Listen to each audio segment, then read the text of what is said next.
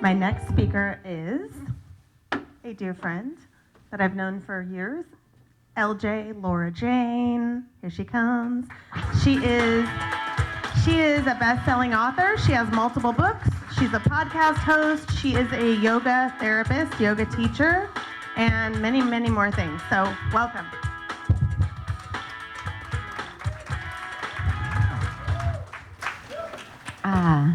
I'm so thankful to be here with all of you, and that's how I felt like I wanted to start this talk, is just thanking you all for being here. And I'm so excited to be a part of this collaboration. It's like, I feel like when we were up here, I was saying it's like a slumber party, even though there's like a couple men involved, but they're not here. And, right? And Kim, I'm so thankful for you in my life as a coach and a friend, and being brave and bringing this forth for all of us. I know this was like a divine download for you to encourage us all to join. And yeah, here we are. This is like the reason, right? To get to connect and meet each other and see old friends that we love. And then who knows how these words, these stories might impact people. So I'm super pumped to be a part of this. And my chapter became titled with this sentence that's become kind of my tagline, my motto, my mantra over the years. It's the yoga.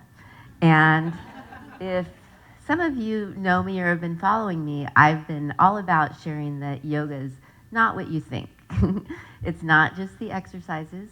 It's really a system of psychology more than anything. And I've really specifically been interested in things like mental health even before getting into yoga. I've been teaching and speaking and writing about things like yoga and meditation and mindfulness for almost 25 years now. But for me too, it's been a revelation to realize I came to yoga from graduate school in psychology, but that yoga is really a system of psychology more than anything, is one of my big messages. And when I'm saying it's the yoga, I really love to share that yoga really means union, to join, to connect.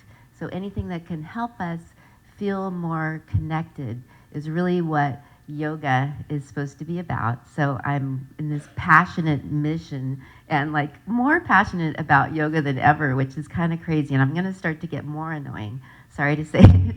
But yeah, so what I like to share when I talk about yoga and how it can help us, how it's more of a system of psychology, a way to take care of our perspectives, and definitely about our practices and what we're doing on more like the daily with how we're tuning ourselves. My brand has come to evolve and be Tune You, which I've come to see it's all about how you tune you, and also to acknowledge that we're all so different. So this is really a personal thing, and the more that you're willing to acknowledge that you've got your unique ways and beliefs, and so the ways that you can find that you can take care of yourself and tune yourself and do that inner work, which is really what I've come to see systems like yoga and meditation and mindfulness can be about, is giving us a chance to drop in, tune into ourselves, have a moment for like a sacred pause more throughout our days, to check out how we're doing, how we're feeling, how we're functioning, how we're flowing, and have some ways that we can shift that and lift that and know that that's not only going to help our experience, but also how we're going to show up in the world, right? And with our loved ones and our communities and people we don't even know.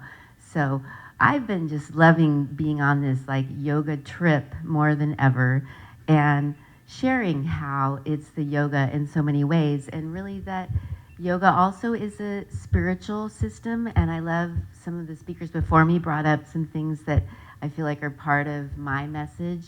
Like Diane was talking about how this idea that we're all born with this inherent sense of happiness or peace or love or joy or fulfillment within. Or in a spiritual sense, you could call it like God within, if you like those words. And that's part of what yoga teaches for sure. And that we can also see that our practices and our ways that we can take care of ourselves can help us do that inner work, to help clear up or free up whatever might be blocking us from feeling perhaps that natural sense of inherent happiness, peace, love, bliss, fulfillment that might be our true nature and even our spiritual nature. So I've been loving learning still at this point in my yoga journey that that's what systems like yoga are really about, just giving us these ways that we can tap into ourselves, tune into ourselves, and then tune up how we're feeling and free up some of what's blocking us from feeling that perhaps natural sense of joy, love, happiness, peace, fulfillment that you could call God, spirit, source, Shakti energy, life energy. But that's what we get to do with these practices, is do that energetic work and that spiritual work to free up what maybe we've taken on and stored through life and trauma and drama and things like stored trauma, right? We talk about that more these days. And systems like yoga teach us that we want to go about this holistically and address it as like a mind, body, spirit, energy thing, and that we are all these things. And when we're also willing to address it as energy, that this just really gives us this power to make these changes, let go of some of what's, keeping us from feeling that perhaps inner sense of peace, love, joy, happiness, fulfillment that could be our true nature, and just finding our ways to tap into that, tune into that more on the daily. That's where things like yoga teach us that a practice is helpful. And even just looking at like, what are your current practices, habits, rituals, because we have some things we're currently doing, right? Like morning routine, those kind of things we get a lot of talk about. You have a morning routine, right? And I like to ask, like, how is it tuning you, right? How is it tuning you to be meeting your day and greeting those you love or those you don't know?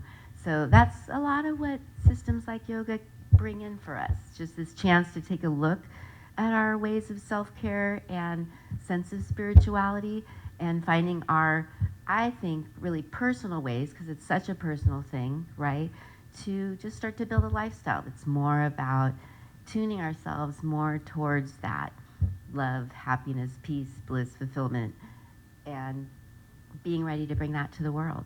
So yeah, that's a little bit of what's in my chapter, and I have more creations coming along these lines with It's the Yoga, so look out.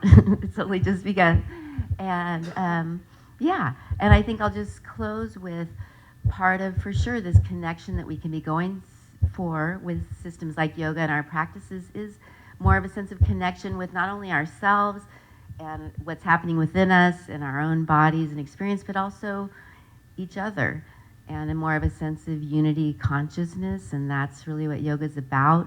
And that term namaste, which we close our practices with, right, which is about the love within me, the light within me, the God within me, if you like those words, is bowing to that in you. And I just feel like that's a powerful approach for a lot of us to move into, especially in these times, right? To look out at each other. Like one of my favorite yoga teachers says, looking at each other, we could always be like brother, sister, right? And just like back in that awareness. So that's a lot about how it's the yoga. And it's here to save and change our lives. So I hope that brings you a little more open-mindedness to what yoga is and what it can be for us. And yeah, I'm just so thankful to be a part of this project and the slumber party. So thanks.